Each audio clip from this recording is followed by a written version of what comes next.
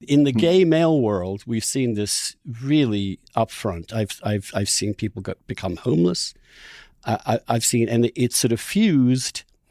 The dopamine hit is fused with another dopamine hit, which often for gay men is the first time they have sex or the first time they realize who they are. And a lot of that is sexual. So you add the sexual dopamine hit to this intensification of the hit. And the addiction is extraordinarily powerful. And very few people come back. And after they've come back, I mean, I have friends who've also come back. It takes them years to have a sexual experience that they can find meaningful or pleasurable. It's amazing what this does to people. I'm genuinely shocked by it, how it is destroying. Yeah. The way people describe it is it doesn't just take their mind, it takes their soul somehow. They don't become the people, they become someone else. And I've never seen I would say that, I would say that in speaking with people, after I spoke with Eric Barrera, my story was really going to be at first going to be just about this enormous supply that the capacity of production and all that. And then he told me this, and I began to say, well, the capacity of production has allowed meth to be all over the country. Then these symptoms logically must be in some degree all over the country as well. And so I began to talk, and the folks I began to talk to said the same thing that you're just saying. That I spoke with a woman who runs a treatment center in Eastern Tennessee, and she says it takes several months for those guys to get here. And she's seen this very vividly and very graphically. It takes several months before the personality of that person even returns. So we used to keep people in our center for 9 months or so, 6 to 9 months.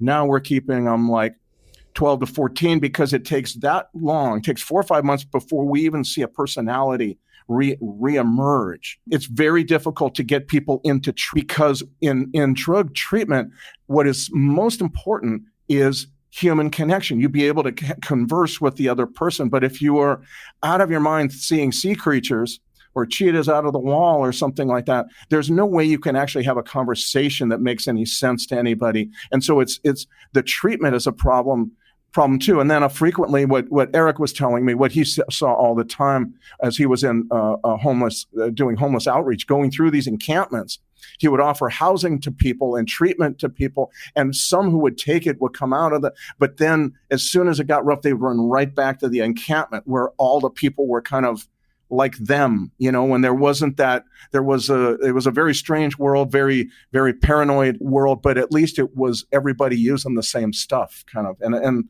I totally agree with what you said. It seems to me that it defeats treatment even before treatment happens. It strips one of a personality, and that personality takes a long time to return.